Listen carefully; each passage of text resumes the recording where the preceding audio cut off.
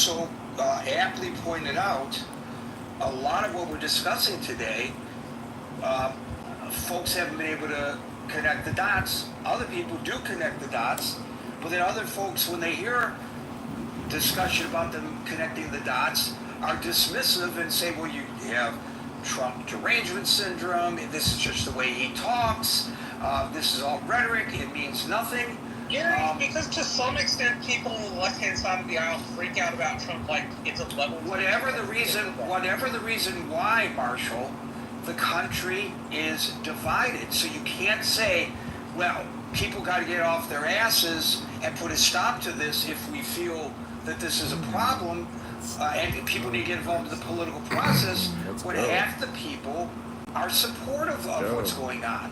Half of the people are supportive but not involved in the political process. Ronald Reagan was right, and so were the founders. You're only ever one generation away from losing freedom. And nobody is arguing that point. Nobody is arguing that point. Participating, you're right. To the left or the right. Right. You made that point. You made that point, and nobody is arguing it.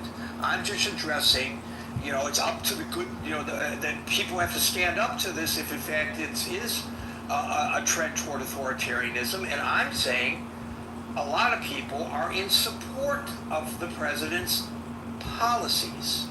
So what then? People stand up in opposition to it. The people in Congress are impotent to do anything about it. Because their voters don't call them.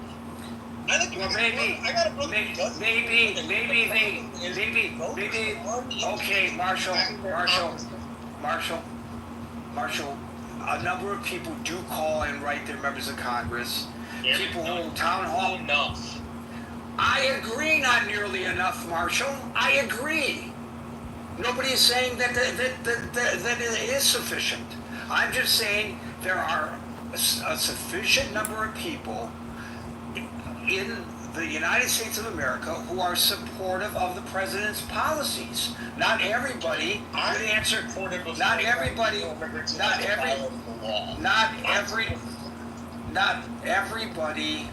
would answer the question of the room, yes.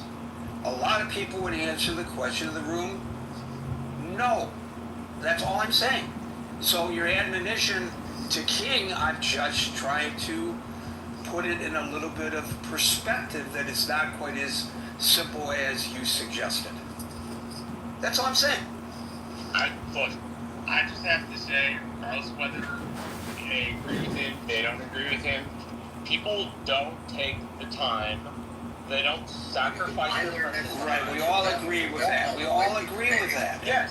And if you have those people sacrificing their precious time to call their Congress people, I guarantee you Congress moves. How many people were out on the streets of this country on No King's Day? A lot, Gary. But could you tell me, other than Trump's a king, what they wanted? What did they want out of the U.S. Congress? What bill did they want? What measure were they asking for? Aside from Trump's a king, we don't like that.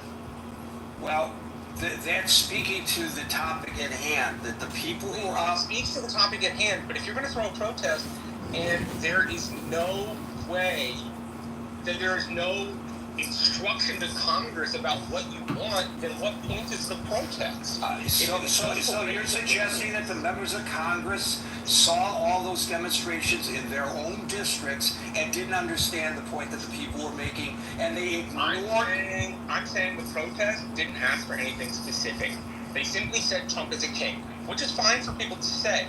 But if you want real implementation of real policy, you actually have to do the stuff that was done during the Civil Rights Movement, which was throw a protest with a proposed bill to hand to your legislators, which is not being done.